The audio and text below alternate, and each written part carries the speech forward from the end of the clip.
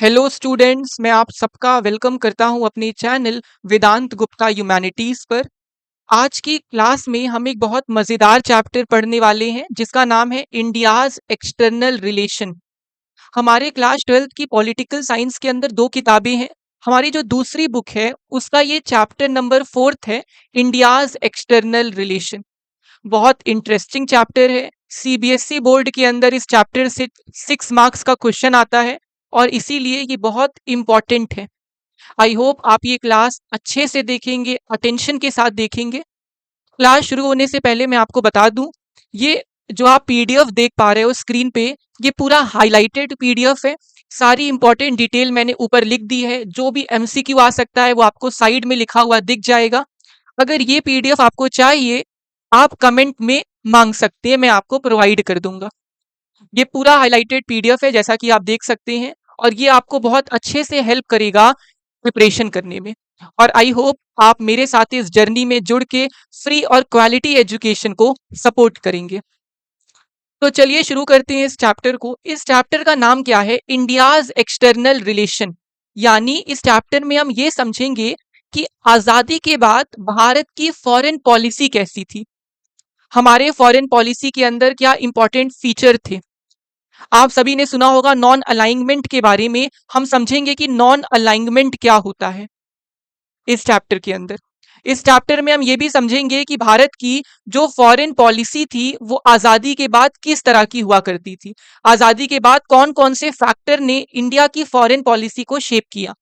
इस चैप्टर में हम समझेंगे चाइना और इंडिया के रिलेशन के बारे में। बच्चों का बहुत फेवरेट टॉपिक होता है कि हमको तो इंटरनेशनल रिलेशंस पढ़ने हैं, तो आपका स्वागत है इस क्लास के अंदर। हम चाइना और इंडिया के रिलेशन को समझेंगे। इस चैप्टर में हम चाइना इंडिया के रिलेशन को समझेंगे और इसके मेन एलिमेंट्स को देखेंगे। जो 1962 की वॉर हुई है वो भी हम समझेंगे। साथ ही साथ इस चैप्टर में हम इंडिया और पाकिस्तान के रिलेशंस को समझेंगे। पाकिस्तान के साथ हमारी 4 मेजर वॉर हुई। 1947 में हुई, देन आप देखते हो 1965 में हुई, 1971 में हुई, 1999 में हुई। उन सभी वॉर्स के बारे में हम देखेंगे इस चैप्टर के अंदर। और इसमें हम इंडिया के न्यूक्लियर पॉलिसी को भी समझेंगे। तो अगर ओवरऑल मैं बात करूं तो ये चैप्टर बहुत मजेदार है, क्योंकि आप अपने देश के फॉरेन पॉलिसी को समझोगे, आप इंडिया चाइना और इंडिया पाकिस्तान के रिलेशन को समझोगे।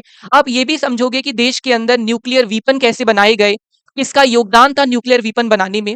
आई होप चैप्टर का नाम क्लियर हो गया होगा, इंडियाज एक्सटर्नल रिलेशन। यानी हम समझेंगे कि भारत की फॉरेन पॉलिसी कैसी थी, नेबरिंग देशों के साथ हमारे रिश्ते कैसे हुआ करते थे। तो चलिए शुरू करते हैं इसी के साथ आज का अपना ये चैप्टर। सबसे पहले टॉपिक के अंदर हमको ये समझना है कि जब भारत को आजादी मिली, जब इंडिया इंडिपेंडेंट हुआ, आप कमेंट में बताइएगा कि इंडिया कब इंडिपेंडेंट हुआ था। जब भारत को आजादी मिली तो दुनिया में क्या चल रहा था, आपको ये समझना होगा। जब इंडिया को आजादी मिली 1947 के अंदर, तो दुनिया एक बहुत मुश्किल सिचुएशन में थी। क्यों?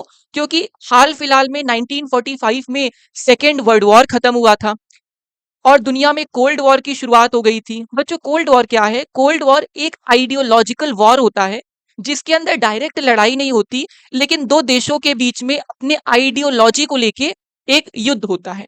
एग्जाम्पल के तौर पे 1945 के बाद दुनिया में दो सुपर पावर कंट्रीज हुआ करती थी। एक का नाम था यूएसए और दूसरे का नाम था यूएसएसआर।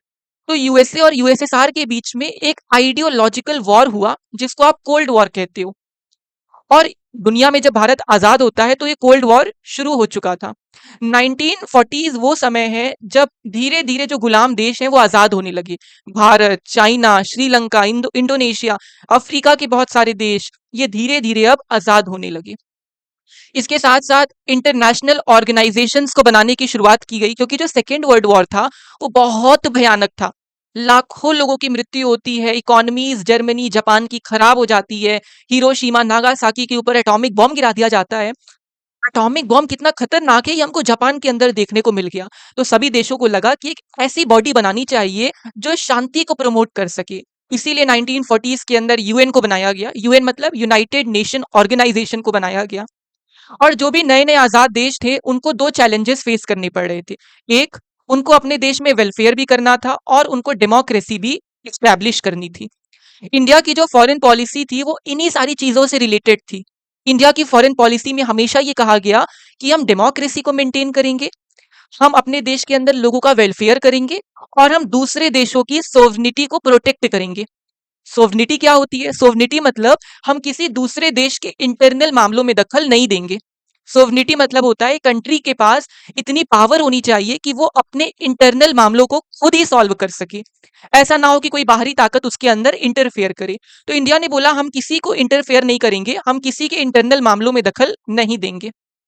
अब इंटरनेशनल लेवल पे ये सारी प्रॉब्लम्स तो चल ही रही थी, लेकिन हमारे देश भारत के अंदर भी कुछ समस्याएं देखने को मिली और ये समस्याएं अंग्रेज छोड़कर चले गए थे। अंग्रेजों ने आजादी के साथ बंटवारा कर दिया।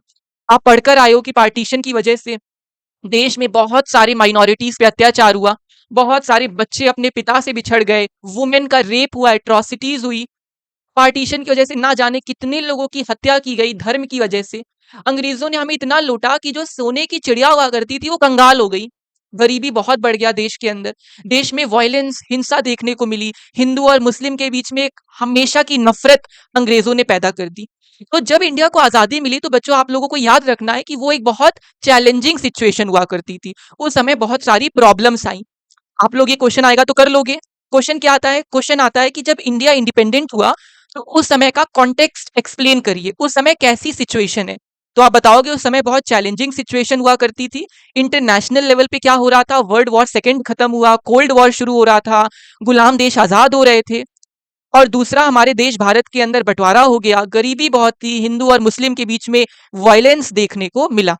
लेकिन फिर भी भारत ने क्या डिसाइड किया? भारत ने ये डिसाइड किया कि हम दूसरे देशों की सोवनिटी को रिस्पेक्ट करेंगे। सोवनिटी क्या होती है समझ में आ गया होगा? Having the power to govern the country by itself. आपके पास इतनी शक्ति होनी चाहिए कि आप अपने देश पर खुद से शासन कर सको, कोई बाहरी ताकत इंटरफेयर ना करे। तो भारत ने बोला ना हम किसी को दखल देने देंगे अपने अंदरूनी मामलों में, ना हम किसी के फॉरेन अफेयर में दखल देंगे। इंडिया ने डिसाइड किया कि हम सभी दूसरे देशों की सोवनिटी को रिस्पेक्ट करेंगे और ये चीज हमारे संविधान में भी लिखी हुई है। हमारे कॉन्स्टिट्यूशन के अंदर जो directive principle of state policy है उसके अंदर ये साफ साफ लिखा है कि हम दूसरे देशों की इज्जत करते हैं। आपके माइंड में आ रहा होगा डीपीएसपी क्या है? चिंता करने की कोई बात नहीं है, मैं एक्सप्लेन आपको करता हूं डीपीएसपी क्या है। डीपीएसपी का फुल फॉर्म होता है directive principle of state policy. यानी डीपीएसपी कुछ तरह के आइडियल हैं, कुछ तरह के ऐसे गोल हैं जिनको फॉलो करने से देश में वेलफेयर होगा। यानी डीपीएसपी क्या है? Directive principle of state policy के अंदर ऐसे कुछ प्रावधान हैं, ऐसी कुछ पॉलिसीज हैं जिनको फॉलो करने से लोगों का वेलफेयर होगा, देश का भला होगा। लेकिन जो डीपीएसपी होती हैं ये नॉन जस्टिसिएबल होती हैं। यानी अगर सरकार ने डीपीएसपी को नहीं फॉलो किया तो आप कोर्ट नहीं जा सकते हो। ये सरकार के ऊपर डिपेंड करता है कि वो कौन सी डीपीएसपी को फॉलो करना चाहते हैं या नहीं करना चाहते हैं। एक तरह से जो ऑप्शनल होता है ना, ये ऑप्शनल है।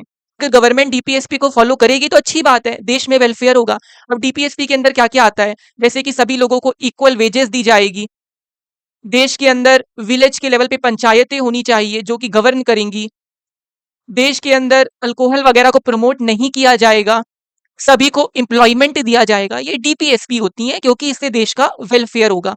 कौन से आर्टिकल में इनको मेंशन किया गया है बच्चों? तो आर्टिकल 36 से लेके 51 तक डीपीएसपी को मेंशन किया गया है और ये हमारे कॉन्स्टिट्यूशन के पार्ट 4 का हिस्सा है।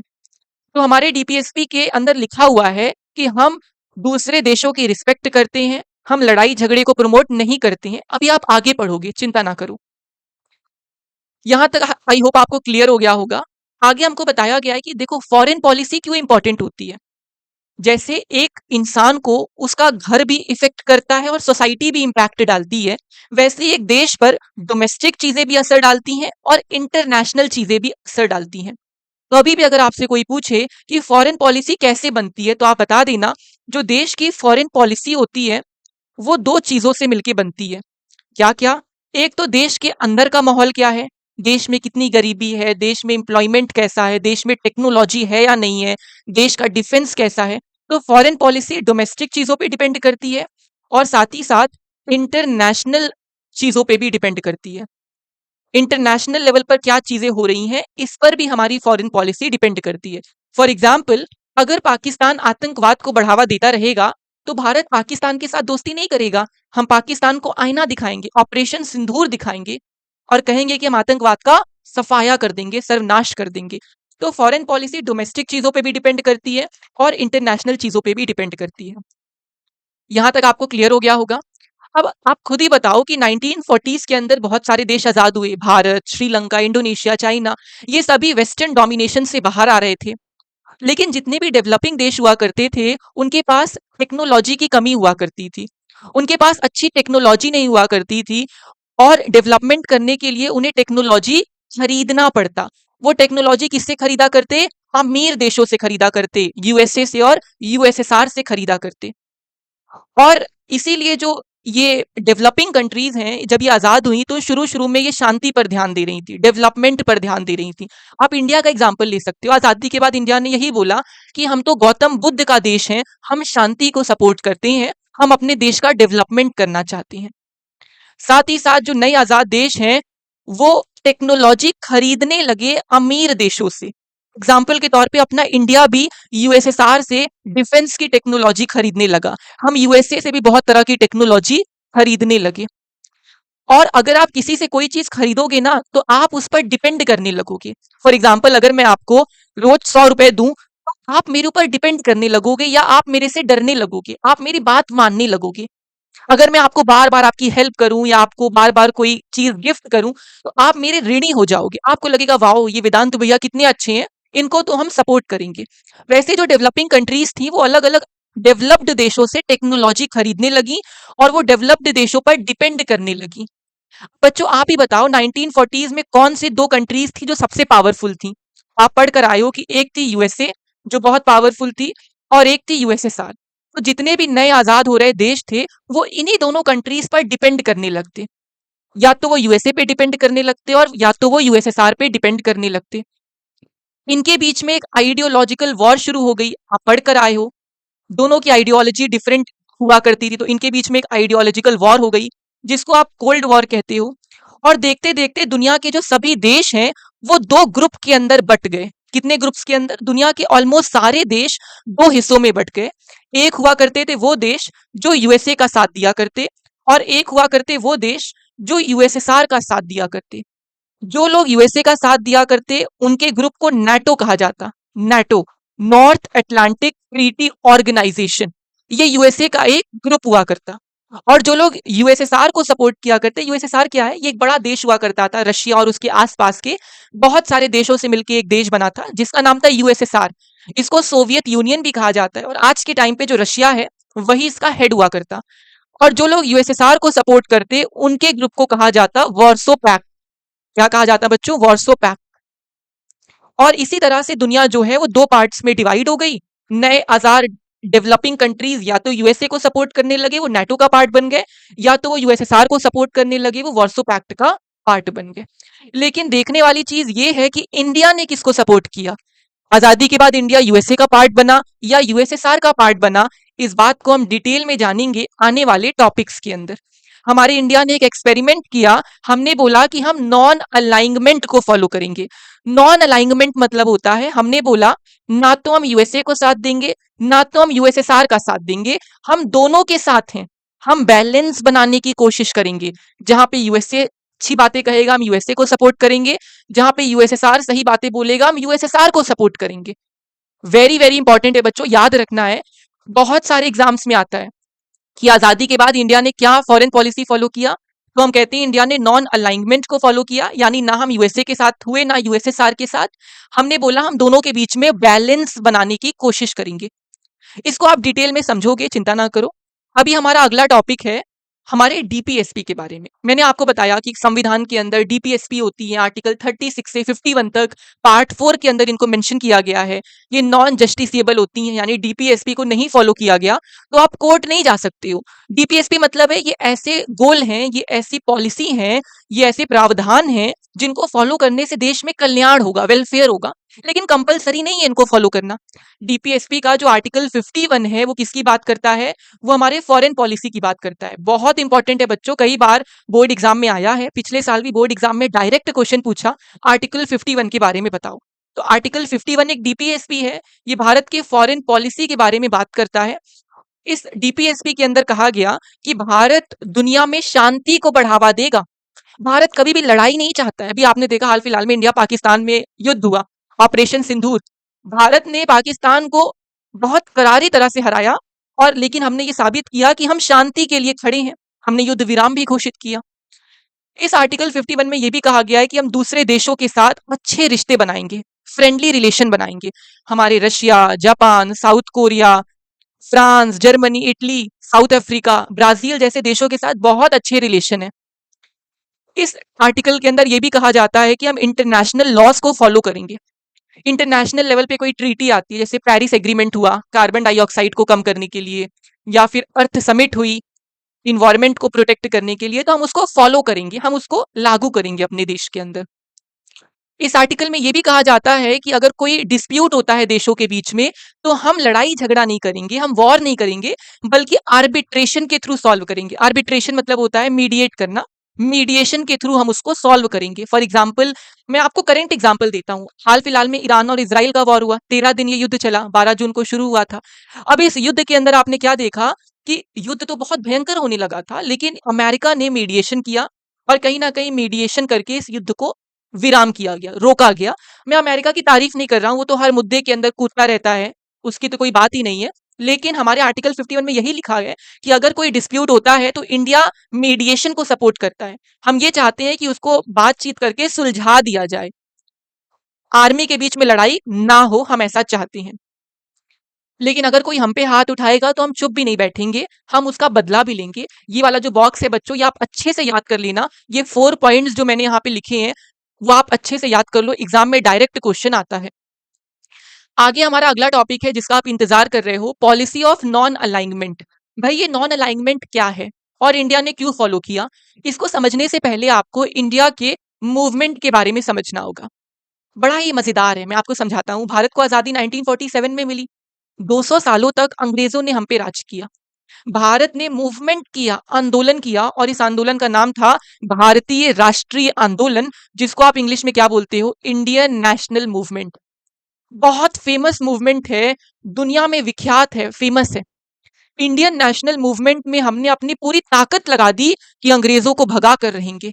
हमारे देश में वीर क्रांतिकारी हुए, रानी लक्ष्मीबाई हुई, मंगल पांडे हुए, भगत सिंह हुए, सरदार वल्लभ भाई पटेल हुए, गांधी हुए, सुभाष चंद्र बोस हुए, जिन्होंने अपने खून का बलिदान दे दिया, तब जाके भारत आजाद हुआ। लेकिन भारत में जो ये आंदोलन हो रहा है, ये सिर्फ भारत में नहीं हो रहा। ये कोई आइसोलेटेड प्रोसेस नहीं है कि सिर्फ इंडिया में हो रहा है, नहीं। दुनिया भर में जितने गुलाम देश थे, सभी प्रोटेस्ट कर रहे, सभी मूवमेंट कर रहे। स्पेशली एशिया के अंदर, अफ्रीका के अंदर जो गरीब देश हुआ करते थे, उन्हें गुलाम बनाया गया था।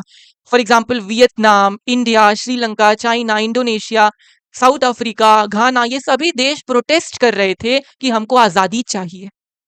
और इंडियन लीडर्स जो हुआ करते थे, वो इन दूसरे देशों के लीडर से बातचीत भी किया करते, और सॉल्यूशन निकालने की कोशिश करते कि हमें आजादी कैसे मिलेगी। एक बहुत बढ़िया एग्जाम्पल दिया हुआ है कि हमारे देश में एक महान क्रांतिकारी हुए, नेताजी सुभाष चंद्र बोस। कदम कदम बढ़ाए जा, खुशी के गीत गाए जा, ये जिंदगी है कौम की, तो कौम पे लुटाए जा।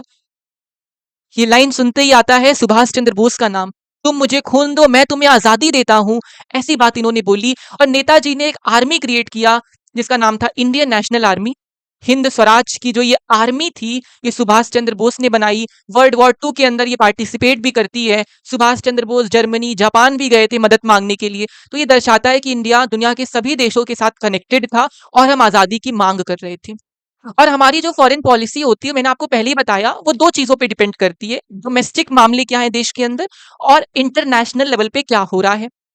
और हमारे भारत की जो फॉरेन पॉलिसी है, वो हमेशा से यही कहती है कि हम दूसरे की अस्मियता पे हाथ नहीं डालेंगे, हम दूसरे की सॉवरेनिटी को कभी नहीं छीनेंगे, लेकिन अगर कोई हम पर हाथ डालेगा तो उसका हाथ तोड़ देंगे। पाकिस्तान पे हम क्यों हमला करें, हमें नहीं दिलचस्पी है, लेकिन पाकिस्तान अगर हमारे यहाँ पे पहलगाम हमला कराएगा, तो हम पाकिस्तान को उसकी नानी याद करा देंगे। भारत ने एक कसम खाई है।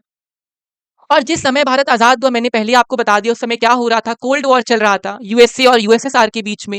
इस समय अलग अलग देश अपने न्यूक्लियर वीपन को डेवलप कर रहे थे। चाइना ने अपना न्यूक्लियर वीपन डेवलप किया। इस समय पे 1950 में आप देखते हो तो कम्युनिस्ट चाइना की शुरुआत हुई, वहां पे कम्युनिज्म आ गया। फिर इस समय पे अलग अलग गुलाम देश आजाद हो रहे थे, तो डीकोलोनाइजेशन हो रहा था। डीकोलोनाइजेशन मतलब होता है अलग अलग देश आजाद हो रहे थे। इस समय पे 1945 में यूएन को क्रिएट किया गया। यूनाइटेड नेशन को क्यों क्रिएट किया गया? ताकि इंटरनेशनल पीस को मेंटेन किया जा सके, ताकि शांति को मेंटेन किया जा सके। तो ये सारे इंपॉर्टेंट पॉइंट हैं, आपको याद रखने हैं। यहाँ से एक क्वेश्चन यही आता है कि क्या इंडिया आइसोलेटेड था? तो आप बोलोगे नहीं, इंडिया सभी देशों के साथ कनेक्टेड था। एग्जाम्पल आप नेताजी का दोगे। दूसरा क्वेश्चन ये आता है आर्टिकल 51 के बारे में, आप आराम से बता दोगे। एक क्वेश्चन ये भी पूछ सकता है कि 1940s में इंटरनेशनल लेवल पे क्या हो रहा है, आप बता दोगे। कोल्ड वॉर चल रहा है, यूएन को बनाया गया, न्यूक्लियर वीपन को बनाया जा रहा है, कम्युनिज्म की शुरुआत हुई चाइना के अंदर, भारत आजाद हुआ, डेमोक्रेसी को लेकर चैलेंज आया और अलग अलग गुलाम देश आजाद होने लगे। आई होप यहां तक आपको बिल्कुल भी क्लियर होगा। आसान सा टॉपिक है, बिल्कुल भी मुश्किल नहीं है। चलिए आगे बढ़ते हैं। अगला टॉपिक है नेहरू का रोल। हमारे फॉरेन पॉलिसी के अंदर जवाहरलाल नेहरू ने बहुत इंपॉर्टेंट रोल प्ले किया था। अब नेहरू कौन है ये आपको पता होना चाहिए। नेहरू हमारे पहले प्रधानमंत्री हुआ करते और हमारे पहले फॉरेन मिनिस्टर भी हुआ करते। कब से कब तक ये हमारे प्राइम मिनिस्टर और फॉरेन मिनिस्टर थे? 1946 से लेके 1964 तक। 1964 में नेहरू की डेथ हुई और 1946 में ये फॉरेन मिनिस्टर और प्राइम मिनिस्टर बनाए गए थे।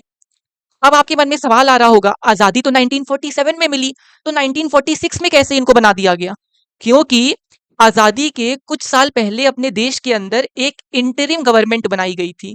इंटरिम गवर्नमेंट मतलब होता है, आजादी से पहले अंग्रेजों ने एक टेम्पररी सरकार बनाई थी जिसके हेड का नाम था नेहरू। इसीलिए बोला गया कि नेहरू हमारे पहले पीएम थे और पहले विदेश मंत्री थे। 1946 से लेकर 64 तक नेहरू का बहुत इंपॉर्टेंट रोल रहा हमारे देश की फॉरेन पॉलिसी के ऊपर। नेहरू की जो फॉरेन पॉलिसी है वो तीन चीजों पर डिपेंड किया करती। उसके तीन मेजर ऑब्जेक्टिव हुआ करते। कौन कौन से? नेहरू पहला बोला करते कि हम देश की सोवनिटी को प्रोटेक्ट करेंगे, यानी हम किसी भी बाहरी ताकत को इंटरफेयर नहीं करने देंगे। सोवनिटी का मतलब क्या होता है आप समझ गए होंगे कि एक कंट्री के पास इतनी पावर होनी चाहिए कि वो अपने अंदरूनी मामले खुद ही सुलझा सके, कोई बाहर का कंट्री इंटरफेयर नहीं करेगा। तो नेहरू ने बोला पहली चीज तो हम अपने देश में किसी को भी इंटरफेयर नहीं करने देंगे। दूसरा नेहरू ने बोला कि हमने इतनी मेहनत से देश को आजाद किया है तो हम इसकी टेरिटोरीज को अब क्या करेंगे, यूनाइटेड रखेंगे। हम टेरिटोरियल इंटेग्रिटी को प्रोटेक्ट करेंगे। टेरिटोरियल इंटेग्रिटी मतलब क्या है कि भारत देश बहुत बड़ा है साइज के मामले में। आपने इंडिया का मैप देखा होगा, साइज के मामले में इंडिया एक बहुत लार्ज कंट्री है। तो नेहरू जी ने बोला हम किसी भी आक्रमणकारी को भारत का कोई भी हिस्सा कब्जा नहीं करने देंगे। हम भारत की इन सभी टेरिटरीज को प्रोटेक्ट करके रखेंगे ताकि कोई इन पे आक्रमण ना कर सके। तीसरा नेहरू ने बोला कि हम देश में डेवलपमेंट करेंगे, क्योंकि देश में गरीबी बहुत है तो हम ऐसी पॉलिसीज लेकर आएंगे ताकि देश में गरीबी कम हो सके और डेवलपमेंट हो सके। और ये सारी चीजें करने के लिए नेहरू ने एक मंत्र दिया जिस मंत्र का नाम था नॉन अलाइंड मूवमेंट। क्लियर है आप लोगों को? सवाल आता है कि नेहरू के तीन ऑब्जेक्टिव क्या है, अब बताओगे। उन्होंने बोला कि हम देश की सोवनिटी को प्रोटेक्ट करेंगे, टेरिटोरीज को प्रोटेक्ट करेंगे और देश में डेवलपमेंट करेंगे। नेहरू की फॉरेन पॉलिसी का एक सबसे इंपॉर्टेंट एलिमेंट है जिसको कहा जाता है नॉन अलाइनमेंट। नॉन अलाइनमेंट क्या होता है? नॉन अलाइनमेंट का मतलब है नेहरू ने बोला कि हम ना तो यूएसए के साथ जाएंगे ना तो हम यूएसएसआर के साथ जाएंगे, हम इंडिपेंडेंट रहेंगे। हम दोनों देशों में बैलेंस बनाने की कोशिश करेंगे। अब देखो हमारे देश के अंदर बेशक सी बात है, कुछ लोग हुआ करते थे जो यूएसए को सपोर्ट किया करते थे और हमारे देश में कुछ लोग हुआ करते थे जो यूएसएसआर को सपोर्ट किया करते थे। एग्जाम्पल के तौर पे आप सभी को पता है जो यूएसए है वो डेमोक्रेटिक देश है, उसके अंदर लोकतंत्र चला आ रहा है कई सारे सालों से। तो जो अंबेडकर हुआ करते थे वो यूएसए को सपोर्ट किया करते। हमारे देश के अंदर जो स्वतंत्र पार्टी हुआ करती वो यूएसए को सपोर्ट किया करती। देश के अंदर जो भारतीय जनसंघ नाम की पार्टी हुआ करती वो भी यूएसए को सपोर्ट किया करती। लेकिन कुछ ऐसे लोग भी थे जो यूएसएसआर यानी सोवियत यूनियन को सपोर्ट किया करते, जैसे कि हमारे नेहरू ये यूएसएसआर को सपोर्ट किया करते। जैसे कि देश के अंदर जो सोशलिस्ट पार्टी है वो यूएसएसआर को सपोर्ट करती। देश के अंदर जो कम्युनिस्ट पार्टी हुआ करती वो भी यूएसएसआर को सपोर्ट करती। तो एक सवाल ये भी आ सकता है कि इंडिया के अंदर कौन से लोग यूएसए को सपोर्ट कर रहे थे और कौन सी पार्टीज यूएसएसआर को। तो ये आपको याद रखना है, क्योंकि जो नेहरू थे वो यूएसएसआर को सपोर्ट किया करते। इसीलिए आपको देखने को मिलेगा कि आजादी के बाद हमारी फॉरेन पॉलिसी थोड़ी सी यूएसएसआर के प्रति झुकी हुई थी। हम थोड़ा सा यूएसएसआर को ज्यादा सपोर्ट दिया करते थे। हमारी विदेश नीति में यूएसएसआर थोड़ा ज्यादा इंपॉर्टेंट हुआ करता था। तो नॉन अलाइनमेंट का सिंपल मतलब आपको समझ में आ गया, डिस्टेंस फ्रॉम टू कैंप, यानी जो दोनों कैंप हैं उनसे हम दूरी बना के रखेंगे। भारत की विदेश नीति हमेशा यही चाहती है कि दुनिया में शांति बनी रहे। भाई भारत वो देश है जिसने महावीर को जन्म दिया, जिसने गौतम बुद्ध को जन्म दिया और इन लोगों ने हमेशा से शांति का उपदेश दिया है। और भारत की विदेश नीति भी यही कहती है कि हम शांति को प्रमोट करते हैं। हम कभी भी युद्ध का साथ नहीं देंगे। कोई अगर युद्ध को बढ़ावा दे रहा है तो हम उसको सपोर्ट नहीं करेंगे। कोई आतंकवाद को बढ़ावा दे रहा है तो हम उसको सपोर्ट नहीं करेंगे। भारत शांति का रक्षक है, लेकिन अगर कोई हम पे हाथ उठाने की कोशिश करेगा तो हम उसका हाथ तोड़ना भी जानते हैं, हम उसको सबक सिखाना भी जानते हैं। एक रीसेंट एग्जांपल है, हमने पाकिस्तान के परखच्चे उड़ा दिए ऑपरेशन सिंदूर के अंदर। ये हमारी विदेश नीति है। तो आजादी के बाद भी हमारी विदेश नीति ऐसी हुआ करती थी कि हम शांति को मेंटेन करना चाहते हैं और इसीलिए हमने बोला कि हम नॉन अलाइनमेंट को फॉलो करेंगे। नॉन अलाइनमेंट मतलब ना तो यूएसए का साथ दे रहे हैं, ना तो यूएसएसआर का साथ दे रहे हैं। हम दोनों के बीच में बैलेंस बनाएंगे, लेकिन थोड़ा सा हम यूएसएसआर के प्रति टिल्ट हुआ करते थे। हम नॉन अलाइनमेंट को इसलिए फॉलो कर रहे थे ताकि जो कोल्ड वॉर है उसे कम किया जा सके। इंडिया यूएन की जो शांति वाली फोर्स है, पीस कीपिंग फोर्स, वहां पे भी अपने आर्मीज को भेजती है ताकि दुनिया में शांति को मेंटेन किया जा सके।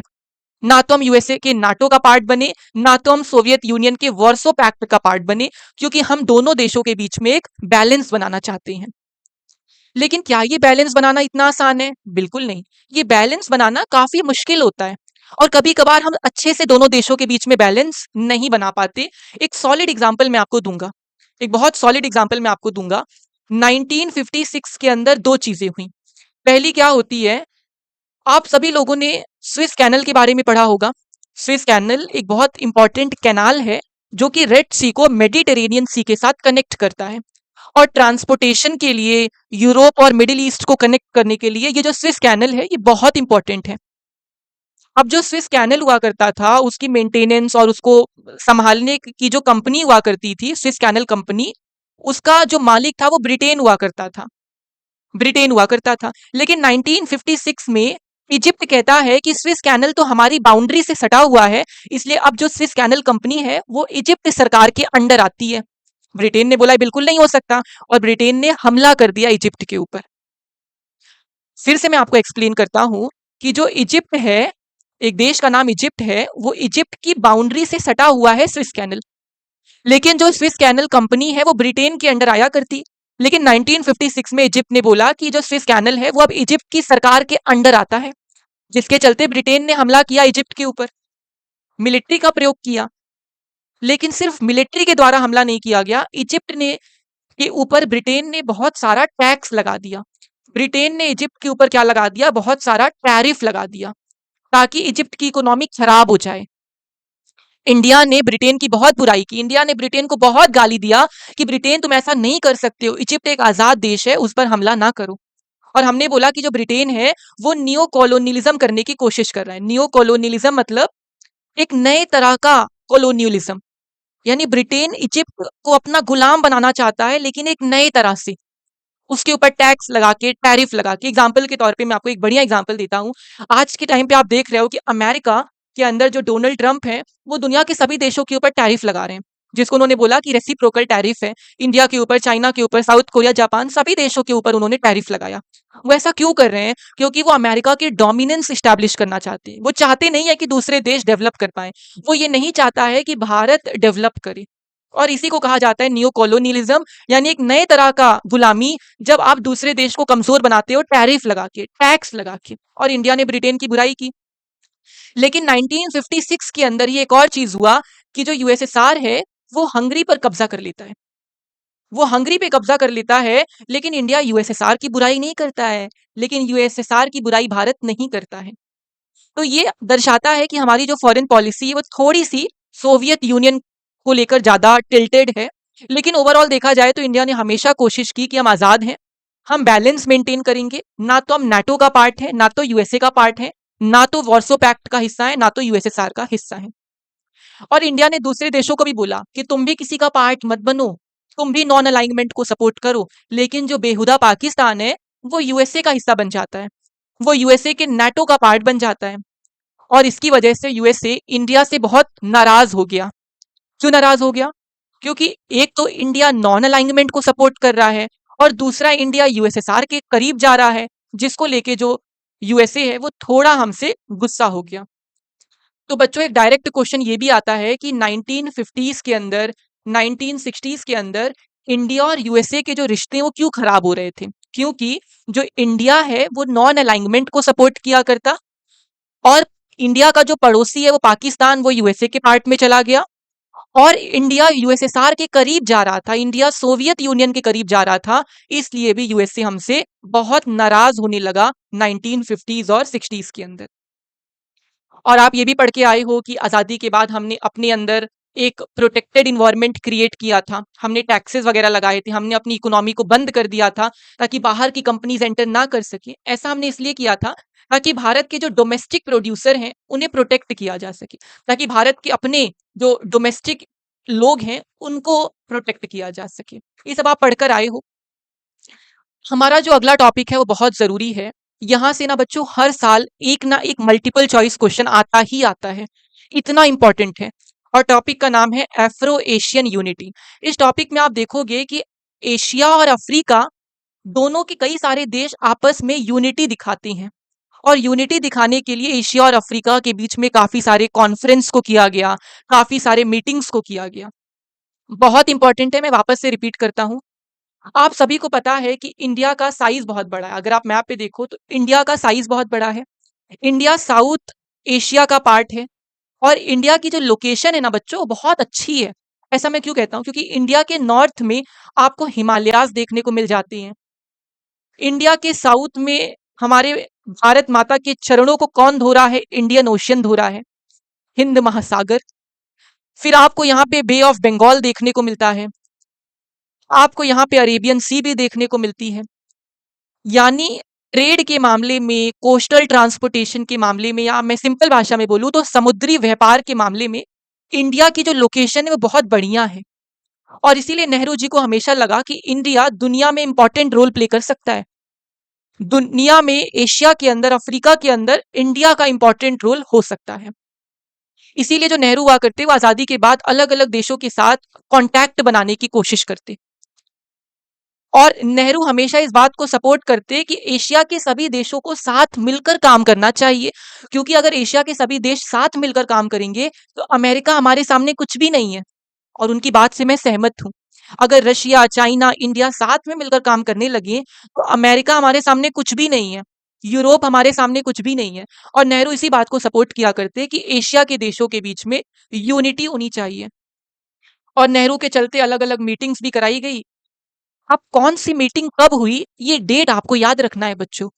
जैसे कि मार्च 1947 के अंदर एशियन रिलेशन कॉन्फ्रेंस हुआ, एशियन देशों की मीटिंग हुई। कब हुई? मार्च 1947 में हुई। आजादी मिलने के 5 महीने पहले ही इस मीटिंग को किया गया। भारत हर बार ये कहता रहा है कि इंडोनेशिया को आजादी मिलनी चाहिए। इंडोनेशिया पर किसने कब्जा किया था? डच लोगों ने कब्जा किया था। तो भारत हमेशा से इंडोनेशिया के लिए आवाज उठाता रहा, क्योंकि वहां पे डच लोगों ने हमला किया था।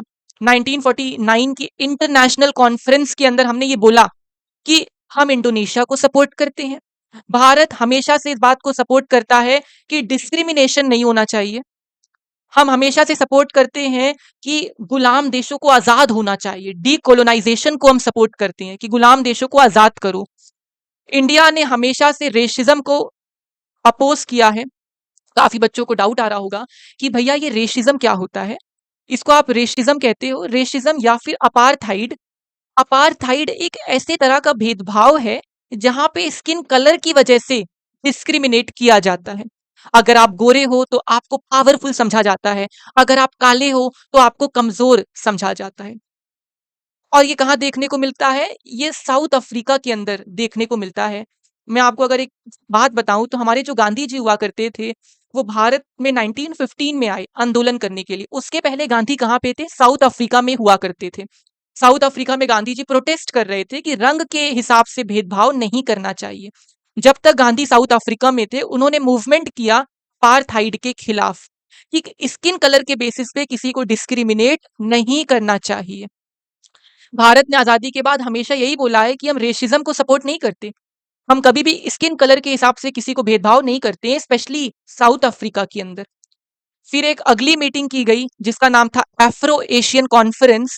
ये इंडोनेशिया के शहर बैंडंग में होती है 1955 के अंदर, इसीलिए इसको बैंडंग कॉन्फ्रेंस भी कहा जाता है। बहुत इंपॉर्टेंट है। यानी अफ्रो एशियन कॉन्फ्रेंस इंडोनेशिया के बैंडंग शहर में हुई। बच्चों ये कब हुई? तो 1955 के अंदर हुई। इसको बैंडंग कॉन्फ्रेंस भी कहा जाता है। क्यों करी गई? एशिया और अफ्रीका में जो भी नए आजाद देश थे, जैसे साउथ अफ्रीका, इंडिया, इंडोनेशिया, उनके बीच में ये मीटिंग की गई थी। और यही जो बैंडंग कॉन्फ्रेंस है, ये आगे चल के नैम को स्टैब्लिश करती है। नैम क्या है? Non aligned movement. Non aligned movement एक ऐसा मूवमेंट था जिसमें दुनिया के कुछ देश कह रहे थे कि हम किसी को सपोर्ट नहीं करेंगे, ना तो यूएसए को, ना तो यूएसएसआर को। नाम के 5 को फाउंडर हुआ करते थे, जिसमें से एक को फाउंडर अपने नेहरू थे। और नॉन अलाइंड मूवमेंट की जो पहली मीटिंग है या इसका जो पहला समिट है, वो बेलग्रेड के अंदर हुआ था सितंबर 1961 के अंदर। तो नाम की जो पहली मीटिंग है वो कहाँ हुई? वो बेलग्रेड के अंदर हुई सितंबर 1961 में। बच्चों ये सारी चीजें आप याद रखोगे। मैं आपको वापस से रिपीट कर दे रहा हूं। एशियन रिलेशन कॉन्फ्रेंस कब हुआ? मार्च 1947 में हुआ। इंडोनेशिया पर किसने कब्जा किया? डच लोगों ने। भारत डीकोलोनाइजेशन को सपोर्ट करता है। हम रेशिज्म के खिलाफ हैं। साउथ अफ्रीका में अपार्थाइड हुआ करता, रंग भेद हुआ करता, हम उसके खिलाफ हैं। अफ्रो एशियन कॉन्फ्रेंस कब हुई? 1955 में हुई। कहाँ हुई? इंडोनेशिया के बैंडंग में हुई, इसीलिए इसको बैंडंग कॉन्फ्रेंस भी कहते हैं। बैंडंग कॉन्फ्रेंस की वजह से आगे चल के नाम को स्टैब्लिश किया गया। नाम मतलब नॉन अलाइंड मूवमेंट। इसके 5 को फाउंडर हुआ करते थे, जिसमें से एक थे अपने नेहरू। और नाम की जो पहली मीटिंग है वो कहाँ पे हुई? वो बेलग्रेड के अंदर हुई सितंबर 1961 में। ये सारी डेट्स आपको याद रखनी है, क्योंकि एग्जाम के अंदर डायरेक्ट पूछी जाती हैं। ये मैंने देखो यहाँ पे सारी डेट्स को लिख दिया है, आप चाहो तो यहाँ से याद कर सकते हो। चलिए आगे हमारा अगला टॉपिक है इंडिया एंड चाइना रिलेशन, जिसका था आपको इंतजार, वो घड़ी आ गई। अब हम समझेंगे इंडिया और चाइना के रिलेशन के बारे में, कि भारत और चाइना के बीच में कैसे रिश्ते हैं। मैंने देखा है बच्चों को इंटरनेशनल रिलेशन बहुत अच्छा लगता है और बहुत अच्छी बात है। बहुत इंटरेस्टिंग होता है इंटरनेशनल रिलेशंस, आईआर को पढ़ना और समझना। तो हमारा अगला टॉपिक भी यही है, हम इंडिया और चाइना के रिलेशन को समझेंगे। हम ये देखेंगे कि आजादी के बाद इंडिया और चाइना के बीच में अच्छे रिलेशन हुआ करते थे, लेकिन फिर कुछ ऐसा हुआ कि इंडिया और चाइना के रिलेशन खराब होने लगे और आज भी खराब है। चलिए शुरू करते हैं। जैसा कि आपने देखा था कि जब हमें आजादी मिली तो बंटवारा हो गया। जब बंटवारा हुआ तो कश्मीर को लेकर लड़ाई शुरू हो गई, और कश्मीर की वजह से इंडिया और पाकिस्तान दुश्मन बन गए और आज भी दुश्मन है। पाकिस्तान आज भी आतंकवाद को बढ़ावा देता है। लेकिन आजादी के तुरंत बाद इंडिया और चाइना के रिलेशन बहुत अच्छे हुआ करते थे। आजादी के बाद इंडिया और चाइना काफी अच्छे फ्रेंड हुआ करते। 1949 में जब चाइनीज रिवॉल्यूशन हुआ और चाइना में कम्युनिज्म की शुरुआत हुई, तो India one of the earliest country था जिसने चाइना को एक कम्युनिस्ट कंट्री की तरह रिकॉग्नाइज किया। हमने अप्रैल 1950 में चाइना के साथ डिप्लोमेटिक रिलेशंस बनाए। नेहरू जी हमेशा कहते थे कि चाइना हमारा दोस्त है। उनका मानना था चाइना अंग्रेजों की और वेस्टर्न कंट्रीज के डोमिनेशन से उभर कर बाहर निकल रहा है, और इसीलिए नेहरू चाइना से बहुत दोस्ती करना चाहते हैं। नेहरू ने कहावत भी दी थी, आपने सुना होगा, हिंदी चीनी भाई भाई। नेहरू हमेशा कहा करते हिंदी चीनी भाई भाई। इसका मतलब था वो ये कहते कि इंडिया के लोग और चाइना के लोग भाई भाई हैं, ब्रदर्स हैं। लेकिन नेहरू के कुछ दोस्त हुआ करते, कलीग हुआ करते, जैसे सरदार वल्लभ भाई पटेल, वो उनको बोला भी करते कि नेहरू इतना विश्वास मत करो चाइना के ऊपर। फॉरेन पॉलिसी में कोई अपना सगा नहीं होता है, सब अपने मतलब के लिए दोस्त बनते हैं। लेकिन नेहरू तो वही पागल मिजाज के इंसान थे। उन्होंने बोला नहीं नहीं, चाइना क्यों हम पे हमला करेगा, चाइना तो हमारा बढ़िया दोस्त है। इसीलिए भारत के जो बॉर्डर हुआ करते चाइना के साथ, उन पे आर्मी तक नहीं लगाई गई। सोचो, इमेजिन करो कितनी बड़ी गलती है नेहरू ने की कि बॉर्डर पे आर्मी तक को नहीं लगाया। वहां पे सिर्फ पैरा मिलिट्री फोर्स हुआ करती, सिंपली जो पैरा मिलिट्री फोर्स है वो गार्ड किया करती। इंडिया और चाइना के साथ बहुत सारे एग्रीमेंट भी हुआ करते, जैसे एक था पंचशील एग्रीमेंट। पंचशील एग्रीमेंट का मतलब है, पंच मतलब होता है 5, यानी 5 चीजों को लेके ये एग्रीमेंट किया गया। ये ऐसी 5 चीजें हैं जो कि शांति को बढ़ावा देती हैं, जो कि पीस को बढ़ावा देती हैं। पंचशील एग्रीमेंट में कहा गया था कि इंडिया और चाइना एक दूसरे के सोवनिटी को रिस्पेक्ट करेंगे, ये दोनों एक दूसरे पे अटैक नहीं करेंगे, ये दोनों एक दूसरे के टेरिटरीज पे हमला नहीं करेंगे। ऐसी बातें बोली गई थी। ये जो एग्रीमेंट है वो कब हुआ था? 29 अप्रैल 1954 को किया गया था। बहुत इंपॉर्टेंट है, डेट याद रहेगी आपको। 29 अप्रैल 1954 को ये एग्रीमेंट किया गया था। इसके बीच में किया गया था, भारत के प्रधानमंत्री नेहरू और चाइना के जो प्रीमियर हुआ करते झाओ इनलाई, उनके बीच में ये एग्रीमेंट किया गया था। याद रहेगा ना, इजी है बहुत। पंचशील एग्रीमेंट 29 अप्रैल 1954, नेहरू और झाओ इनलाई के बीच में। नेहरू जी तो अपने आप को चाइना का दोस्त माना करते, उन्होंने कहावत भी दे दी, हिंदी चीनी भाई भाई। ये दोनों देश के लीडर्स एक दूसरे के देशों में जाया करते, विजिट किया करते और इनको बहुत सपोर्ट मिला करता। लेकिन फिर धीरे धीरे बच्चों कुछ ऐसा होता है कि इंडिया और चाइना दुश्मन बन गए।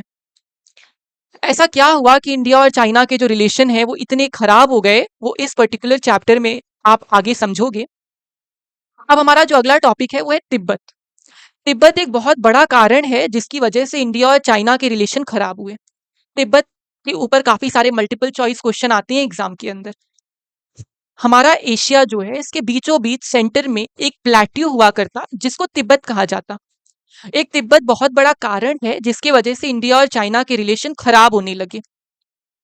टॉपिक शुरू करने से पहले मैं रिपीट कर दूं, तिब्बत एक आजाद देश है जिस पर आज के टाइम पे चाइना ने कब्जा किया है। चाइना हमेशा ये बोलता आया कि तिब्बत उसके कंट्रोल में है, लेकिन अगर आप इतिहास के पन्ने में जाओगे तो आपको समझ में आएगा कि तिब्बत तो एक आजाद देश हुआ करता। क्यों? तिब्बत की लैंग्वेज अलग है, तिब्बत का जो बुद्धिस्ट कल्चर है वो बिल्कुल डिफरेंट है, वहां के रिलीजियस लीडर को दलाई लामा कहा जाता है। लेकिन चाइना तिब्बत पे कब्जा करके बैठा हुआ है। 1950, ये वो साल है 1950 जब चाइना तिब्बत पर पूरी तरह से कब्जा कर लेता है। इंडिया ने चाइना को समझाया भी कि भाई ऐसा मत करो, किसी पर कब्जा करके तुम्हें क्या मिलेगा? देखो तुमने तो हमारे साथ पंचशील एग्रीमेंट भी किया है कि तुम किसी पे हमला नहीं करते हो, तो फिर तिब्बत पे क्यों हमला कर रहे हो? उसको आजाद कर दो। लेकिन चाइना तो किसी की बात मानने नहीं वाला था। चाइना हमेशा ये रिपीट करता कि तिब्बत हमारा ही पार्ट है, हम उसको कभी नहीं छोड़ेंगे। 1954 में उस समय के जो 1956 के अंदर आप देखोगे कि उस समय के जो तिब्बत के लीडर हुआ करते उनको दलाई लामा कहा जाता। मैंने आपको पहले ही बताया कि तिब्बत का कल्चर बिल्कुल अलग है, वहां बुद्धिज्म को माना जाता है और वहां पे जो बुद्धिस्ट लीडर होते हैं उनको दलाई लामा कहते हैं।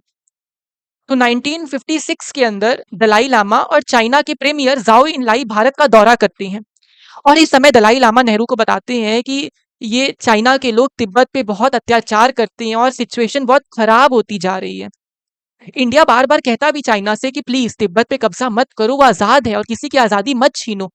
लेकिन चाइना इंडिया को वादा करता है कि भाई तुम चिंता ना करो, हम तिब्बत के लोगों को पूरी छूट देते हैं, उनपे हम कोई अत्याचार वगैरह नहीं करते हैं। लेकिन सच तो ये था कि चाइना तिब्बत पे कब्जा कर रहा था, वहां की तिब्बतियन लैंग्वेज को खत्म करने की कोशिश कर रहा था, वहां के कल्चर को मिटाने की कोशिश कर रहा था। और 1958 में चाइना की जो फोर्सेस हैं वो तिब्बत के अंदर दलाई लामा की हत्या करने की कोशिश करती हैं। क्यों? क्योंकि 1958 में तिब्बत के लोग प्रोटेस्ट कर रहे थे, मूवमेंट कर रहे थे कि हमें आजादी चाहिए, आजादी चाहिए। और चाइना को लगा दलाई लामा ही लोगों को उकसा रहा है, इसीलिए चाइना की जो फोर्सेस थी वो दलाई लामा का मर्डर करना चाहती हैं।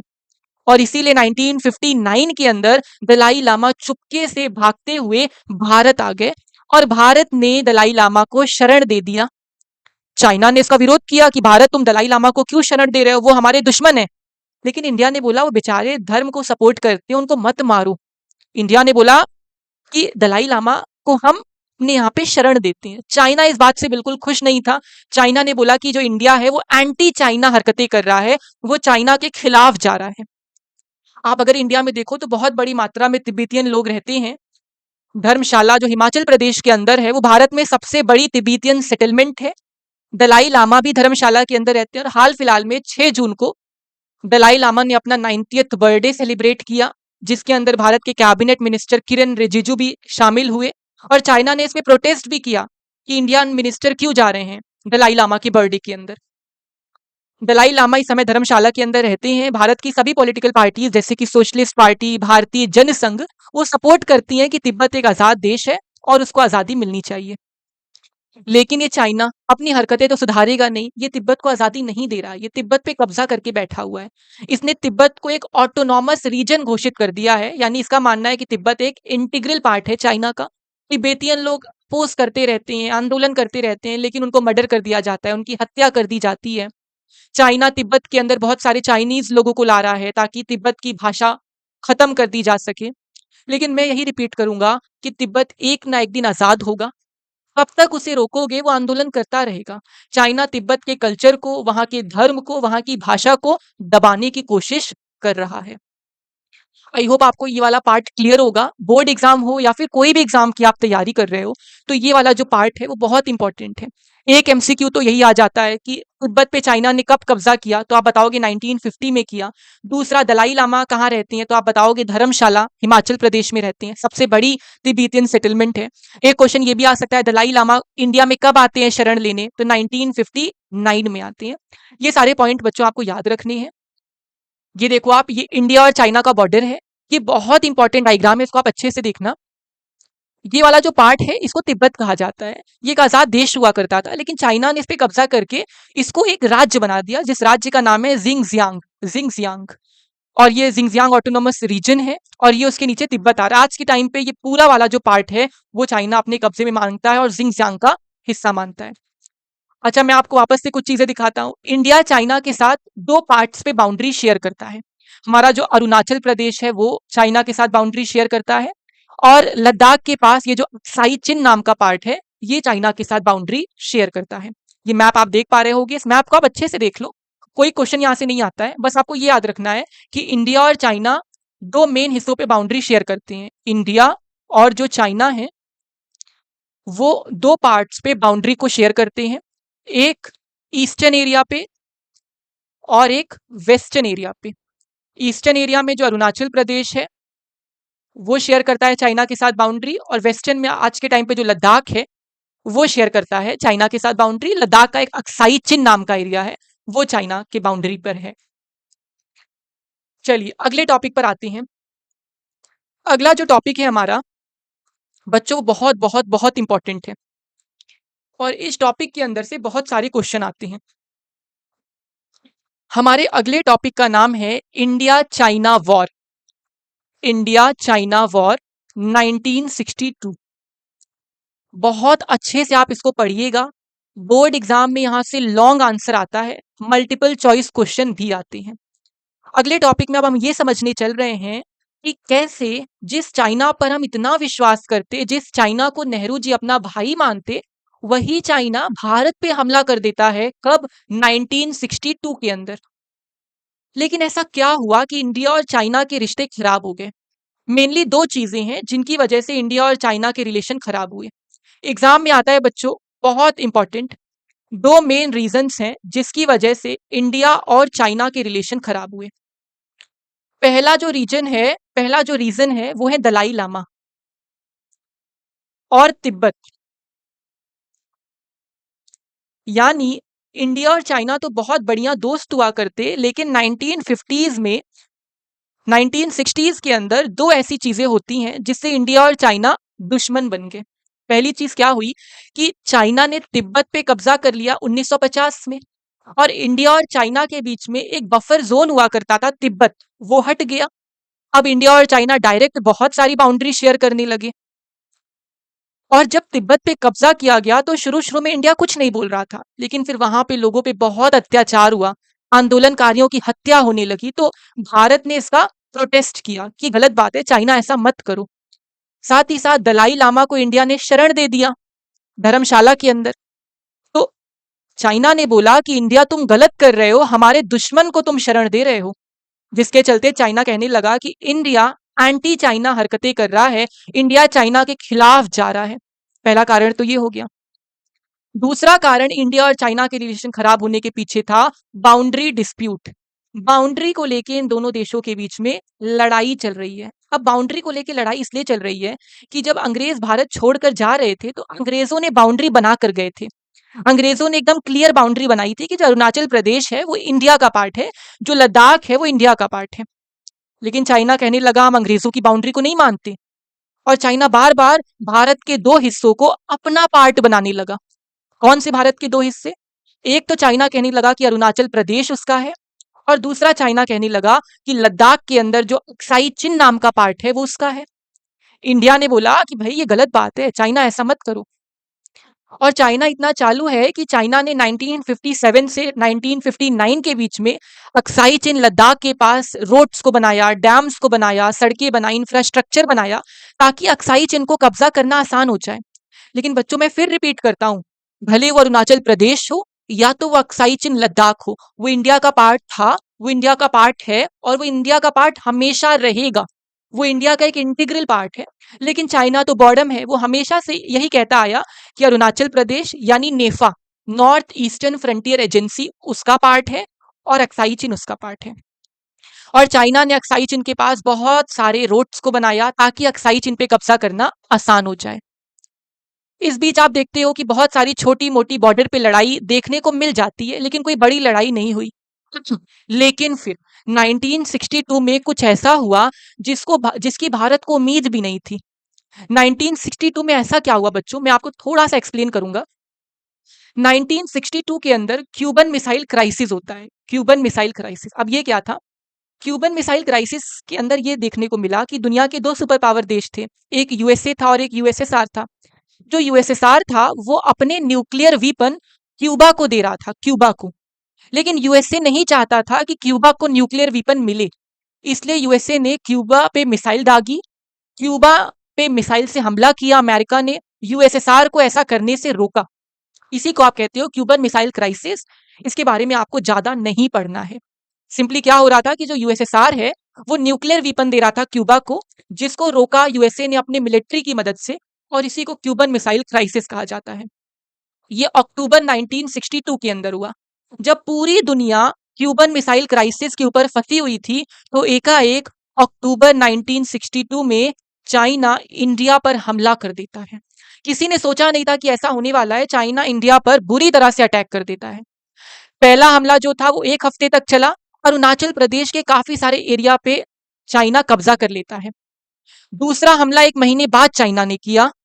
हमने लद्दाख में तो चाइना की आर्मी को रोक लिया, लेकिन चाइना की आर्मी अरुणाचल प्रदेश पे पूरी तरह से कब्जा कर लेती हैं और असम तक एंटर कर जाती हैं। भारत अमेरिका ब्रिटेन से मदद मांगता है, रशिया से मदद मांगता है, यूएसएसआर से मदद मांगता है कि हमारी हेल्प करिए। लेकिन आगे चल के चाइना खुद ही अपनी तरफ से सीज फायर डिक्लेयर कर देता है, यानी युद्ध विराम डिक्लेयर कर देता है। और चाइनीज आर्मी जो है वो वापस अपनी जगह पर आ जाती है, अरुणाचल प्रदेश को छोड़ देती है। लेकिन चाइना ने ऐसा किया क्यों? चाइना दुनिया को ये दर्शाना चाहता था कि अरुणाचल प्रदेश उसका इंटीग्रल पार्ट है, लेकिन ये झूठ है। चाइना ने इंडिया की इमेज को बुरी तरह से खराब कर दिया। यानी नेहरू को इतना क्रिटिसाइज किया गया कि अक्टूबर 1962 में एकाएक चाइना ने हमला कर दिया। हमारी आर्मी नहीं तैयार थी, हमारे पास डिफेंस का सामान नहीं था, हम तैयार नहीं थे। हमने लद्दाख में तो हमले को रोक लिया, लेकिन अरुणाचल को पूरा चाइना ने कैप्चर कर लिया था, वो असम तक आ गए थे। बाद में चाइना ने खुद से युद्ध विराम घोषित किया, लेकिन इंडिया की जो इमेज है वो बहुत खराब हुई। हम अमेरिका, यूएसएसआर, ब्रिटेन से मदद मांगने चले गए। इस लड़ाई में जो सोवियत यूनियन है वो न्यूट्रल रहा, उसने किसी को सपोर्ट नहीं किया, लेकिन हमारी बदनामी हुई कि हम अपने देश को प्रोटेक्ट ही नहीं कर पा रहे हैं।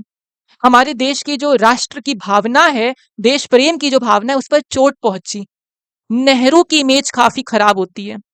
टॉप आर्मी के जो कमांडर हैं उन्हें निकाल दिया जाता है, उन्हें रिजाइन करवा दिया जाता है। नेहरू के दोस्त हुआ करते थे और उस समय जो रक्षा मंत्री थे वी कृष्ण मेनन, वो भी रिजाइन कर देते हैं। नेहरू की इमेज बहुत खराब होती है, लोग उन्हें बहुत गाली देते हैं नेहरू को। क्यों?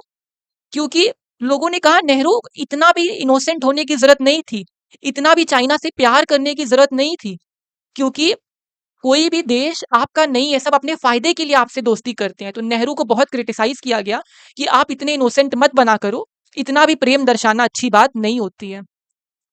पहली बार देश के अंदर लोकसभा में नो कॉन्फिडेंस मोशन लाया गया। नो कॉन्फिडेंस मोशन कांग्रेस के खिलाफ लाया गया कि अब हमें कांग्रेस पे विश्वास नहीं है। कांग्रेस कुछ इलेक्शंस भी हार जाती है पहली बार, और यहीं से देश का जो पॉलिटिकल मूड है वो अब चेंज होने लगा। अब धीरे धीरे लोग कांग्रेस के खिलाफ होने लगे कि कांग्रेस हमारे देश की रक्षा भी नहीं कर पा रही है। तो बच्चों, यहां से क्या क्वेश्चन आएगा? पहला क्वेश्चन, इंडिया चाइना वॉर क्यों हुआ? इंडिया चाइना की रिलेशन क्यों खराब हुई? तो आप दो चीजें बताओगे, दलाई लामा और बाउंड्री की वजह से। दूसरा क्वेश्चन आता है कि इंडिया और चाइना वॉर में क्या क्या हुआ? तो आप बताओगे कैसे चाइना ने लद्दाख अक्साई चिन पे हमला किया अक्टूबर 1962 में, फिर अरुणाचल नेफा पे हमला किया गया। युद्ध विराम किया गया। फिर तीसरा क्वेश्चन आता है कि इस लड़ाई का इम्पैक्ट क्या हुआ। तो आप बताओगे इंडिया की इमेज खराब हो गई, हमें मदद मांगनी पड़ी अमेरिका, ब्रिटेन, यूएसएसआर से। टॉप आर्मी कमांडर रिजाइन कर देते हैं, उस समय के रक्षा मंत्री वी कृष्ण मेनन भी रिजाइन कर देते हैं। नेहरू को बहुत क्रिटिसाइज किया गया, कुछ इलेक्शन भी नेहरू हार जाते हैं। नेहरू और कांग्रेस के खिलाफ अविश्वास प्रस्ताव लाया गया, नो कॉन्फिडेंस मोशन लाया गया कि अब देश को कांग्रेस पे विश्वास नहीं रह गया है। यानी 1962 में इंडिया और चाइना के रिलेशन बुरी तरह से खराब हो गए।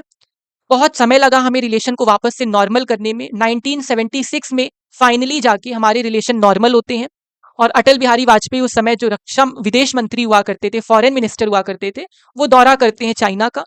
उसके बाद राजीव गांधी पहले प्रधानमंत्री बने जो नेहरू जी के बाद चाइना का दौरा करते हैं। लेकिन कहीं ना कहीं बच्चों मैं ये कह सकता हूं कि 1962 के बाद से इंडिया और चाइना के रिश्तों में कड़वाहट आ गई है। इंडिया चाइना कॉन्फ्लिक्ट का असर अपने देश के ऊपर भी पड़ा। हमारे देश में एक पॉलिटिकल पार्टी हुआ करती जिसका नाम था कम्युनिस्ट पार्टी ऑफ इंडिया। वो दो हिस्सों में बट गई। क्यों? क्योंकि चाइना और सोवियत यूनियन के रिश्ते खराब हो रहे थे।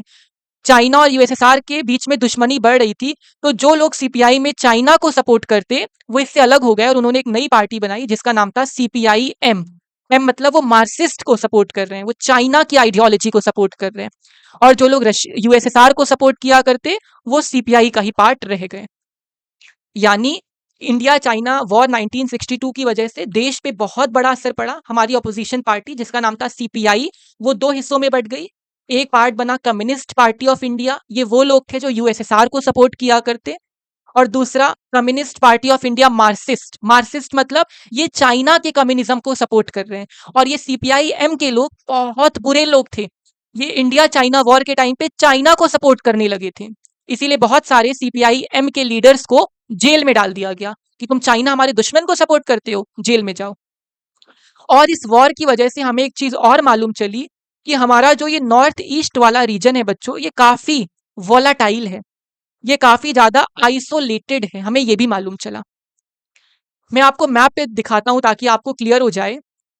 आप सभी को ना इंडिया का मैप बनाना आना चाहिए क्योंकि आप पॉलिटिकल साइंस के स्टूडेंट हो और मुझे लगता है आप लोग आगे चल के यूपीएससी की तैयारी भी कर सकते हो। तो एकदम जो रफ डायग्राम है इंडिया का, एकदम रफ डायग्राम, वो आपको बनाना आना चाहिए। तो अगर 1962 की जो आप वॉर हुई इंडिया चाइना की उसको एनालाइज करो तो हमें एक और सबक मिला कि इंडिया का जो ये वाला पार्ट है जिसको आप नॉर्थ ईस्ट कहते हो, इंडिया का नॉर्थ ईस्ट वाला पार्ट काफी ज्यादा आइसोलेटेड है। यानी ये काफी ज्यादा अंडर डेवलप्ड है, ये काफी ज्यादा छुपा हुआ है, हम इस पे ध्यान नहीं दे पा रहे हैं, यहाँ पे हम डेवलपमेंट नहीं कर पा रहे हैं। आप सभी को पता है कि इस पूरे नॉर्थ ईस्ट को इंडिया के साथ एक छोटा सा कॉरिडोर कनेक्ट करता है, जिस कॉरिडोर को आप कहते हो सिलीगुड़ी कॉरिडोर। मतलब इमेजिन करो, इतने बड़े इंडिया को नॉर्थ ईस्ट के साथ एक छोटा सा कॉरिडोर कनेक्ट करता है जिसका नाम है सिलीगुड़ी कॉरिडोर। ये सिर्फ 22 किलोमीटर चौड़ा है। कोई भी देश अगर सिलीगुड़ी कॉरिडोर पे हमला कर देगा ना तो भारत का नॉर्थ ईस्ट के साथ कांटेक्ट ही टूट जाएगा। इसीलिए हमें यह भी समझ में आया कि हमें नॉर्थ ईस्ट पर ध्यान देना चाहिए क्योंकि नॉर्थ ईस्ट में बिल्कुल डेवलपमेंट नहीं है, ये बिल्कुल आइसोलेटेड है, यहाँ बहुत खतरा है। एक तो ये चाइना के साथ बाउंड्री शेयर करता है तो कभी भी यहाँ हमला हो सकता है।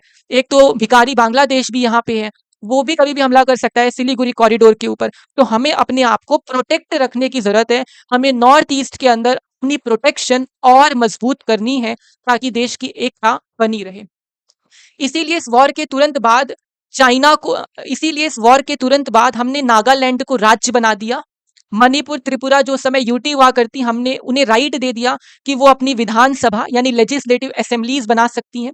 और आगे चल के मणिपुर त्रिपुरा को भी राज्य बना दिया गया। तो कहने का मतलब ये है कि इस वॉर से हमें एक बात और मालूम चली कि नॉर्थ ईस्ट को हम भूल चुके हैं। नॉर्थ ईस्ट भी तो इंडिया का इंटीग्रल पार्ट है। वो 7 बहन है और उनका एक छोटा सा भाई सिक्किम भी तो इंडिया का इंटीग्रल पार्ट है और उस पर भी ध्यान देने की जरूरत है। इसीलिए हमने इस वॉर के तुरंत बाद नागालैंड को राज्य बनाया।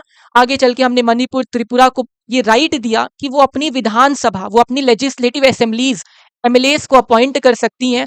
और आगे चल के मणिपुर त्रिपुरा 1972 में राज्य बना दिए गए। और इसी तरह से ये वाला जो टॉपिक है ये कंप्लीट हुआ। आई होप आपको समझ में आया होगा कि कैसे इंडिया और चाइना के रिलेशन इतने अच्छे हुआ करते थे, लेकिन दो चीजों ने कड़वाहट घोल दी, दलाई लामा तिब्बत इशू ने और बाउंड्री डिस्प्यूट ने। 1962 में ये वॉर हुआ, भारत पे बहुत बुरा असर पड़ा। भारत की इमेज खराब हुई, सीपीआई 2 पार्ट्स में डिवाइड हो गई और हमें ये भी मालूम चला कि नॉर्थ ईस्ट पर ध्यान देने की आवश्यकता है क्योंकि नॉर्थ ईस्ट भी हमारा इंटीग्रल पार्ट है। अब बच्चों आज की क्लास हम यहीं पे एंड करते हैं। अगला जो पार्ट है उसे हम वापस दूसरी क्लास में कंटिन्यू करेंगे। पार्ट 1 हमारा यहीं पे कंप्लीट होता है। आई होप आपको सारी चीज़ें समझ में आई होंगी। कोई भी डाउट है, कोई भी आपके मन में क्वेरी है तो आप कमेंट बॉक्स में पूछ सकते हो। अगर ये पीडीएफ आपको चाहिए तो आप कमेंट में मुझसे माँग सकते हो। मेरे टेलीग्राम ग्रुप को आप जॉइन कर सकते हो और ऐसे ही क्वालिटी और फ्री एजुकेशन को सपोर्ट करते रहिए। ज़रूर से पार्ट 2 को देखिएगा ताकि हम पाकिस्तान और इंडिया के रिलेशन को समझ सकें डिटेल में एकदम। तब तक के लिए आप अपना ध्यान रखिएगा। Take care and bye bye.